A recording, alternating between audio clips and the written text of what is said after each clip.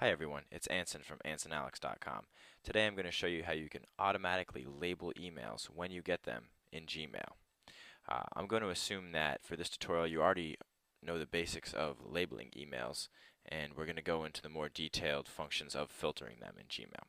So if I go over to my Gmail tab, I have my test account here with a few emails in it. You can see most of them are from Anson Alexander, that's my other email account, but I also have some from the Gmail team.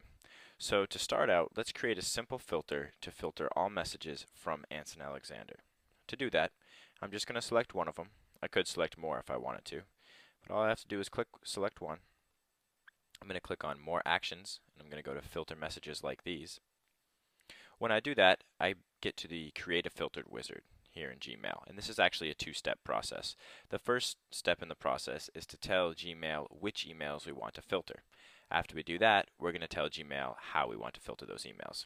So you can see automatically, because of the email I selected, it's going to filter all emails that come from the address ansona4@gmail.com. Down here, we can see a preview of those emails that are going to be included in the filter. Alternatively, I could filter by emails I'm sending out to somebody. I could filter all the emails that I sent to ansona4@gmail.com. I could filter all emails with a certain subject. I'm going to touch on that a little bit more in depth after I show you this first basic filter. I could also filter by having the words or not having the words in an email. I would recommend not using these filters. You can if you want. However, some people might have some typos in emails, or there might be an email that doesn't have certain words, but you want that filter to be applied to it. It's really not a very good way to filter your emails. It's not very reliable. The most reliable way to filter your emails is from the email address, either from a certain email address or to a certain email address, because that never changes. Google's not going to send you an email and then screw up the email address that it got sent from. It's going to be correct. So this is the most reliable way to filter your emails. So I've finished this first step. I want to filter all emails from ansona4@gmail.com. So I'm going to go ahead and click Next Step.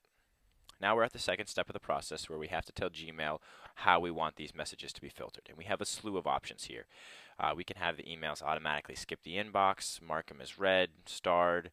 We can apply a specific label, which is what we're going to do. We could have it forwarded. I don't have any verified forwarding addresses on this account, but if I did, I could forward it.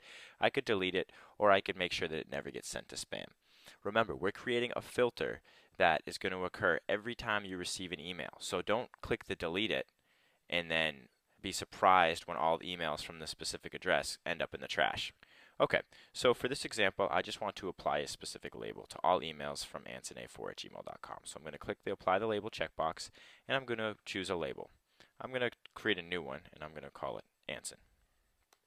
Okay, now, if I hit Create a Filter right now, what it would do is it would give the label to this email right here and all other emails in the future from this email address. However, Google is telling me I already have 8 emails from this address that fit the criteria for this filter.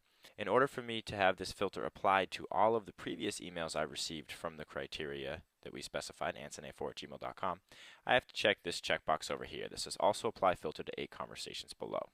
After I do that, I can go ahead and click Create Filter.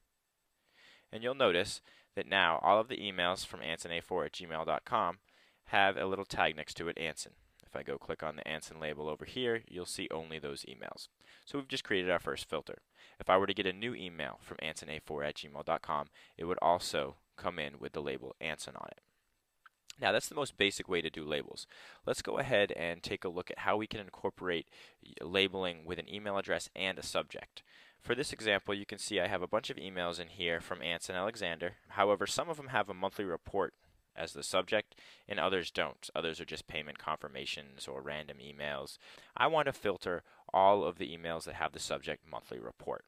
However, I don't want to filter all the other emails from ansona4@gmail.com. So what I'm going to do is I'm going to go ahead and select one of these emails, and I'm going to go ahead and go to filter messages like these, like we did before. Only this time, instead of just putting the email address here, I'm also going to add something to the subject field, because we can see right now it's going to filter all these emails down here. However, if I add monthly, if I could spell, if I add monthly report to the subject section of this filter and click test search, you'll notice that all the other emails that don't have this and their subject disappear. So now I can filter specific emails from a specific email address based on the subject. I go ahead and hit next step. We're back at the second step of the filtering process where we choose what we want to do with these emails. So now I can go ahead and I can say I want these emails to skip the inbox and I want them applied the label monthly report. Hit OK. Now we're going to remember to hit this checkbox again because we want it to apply to all of the emails in the past that already fit the criteria for this filter. Hit create filter. Now you notice that those emails are no longer in my inbox because I told them to skip my inbox. And if I go down here and click on monthly report, you'll see all the emails from Anson Alexander that have the subject monthly report. So that's really a basic review of how you can filter emails in Gmail. Remember, you can get creative with this. These are very simple examples. I have over 30 filters in my personal Gmail account that I use to pay my bills, that I use to separate family emails from work emails. I have certain filters for emails from promotional sites that I like to get the promotions, but I don't like them to be front and center in my inbox, so I can have them marked as read and skip the inbox, but I can still go look at them at a later date. You can really get creative with this. So go ahead and have fun, and hopefully this will help you be a little bit more productive. I'll talk to you next time.